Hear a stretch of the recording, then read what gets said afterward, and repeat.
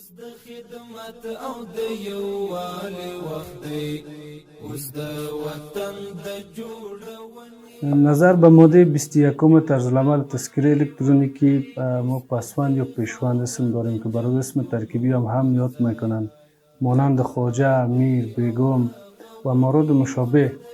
در صورتی که متقاضی خانه درجزی و پسوند یا پیشوند تذکره الکترونیکی خود باشه، اگر سند رسمی، سند معتبر دولتی مانند پاسپورت، سند تحصیلی داشته باشه، با موافقه متقاضی ما میتونیم اون درج پسوند یا پیشوند اسمش بسازیم و در تذکره الکترونیکیش اضافه گردد. بند 2 فقره دوم ماده 21 طرزالعمل توزیع تذکره الکترونیکی ما القاب اکتسابی داریم مانند بی حاجی، دکتر، جنرال، مامور، پیغله. تذکره برقی با امکانش نیست که ما القاب اضافه بکنیم در صورت به تذکره کاغذی متقاضی اگر درج نباشه. در صورت در تذکره کاغذی متقاضی اگر این القاب درج باشه با موافقه متقاضی ما میشه درج تذکره الکترونیکیش بکنیم و صاحب تذکره شبانه است.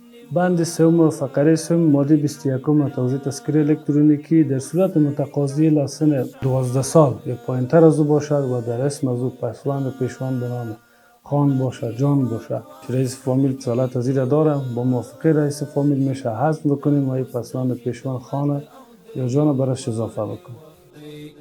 اوس د وطن د جوړونې وخت دی.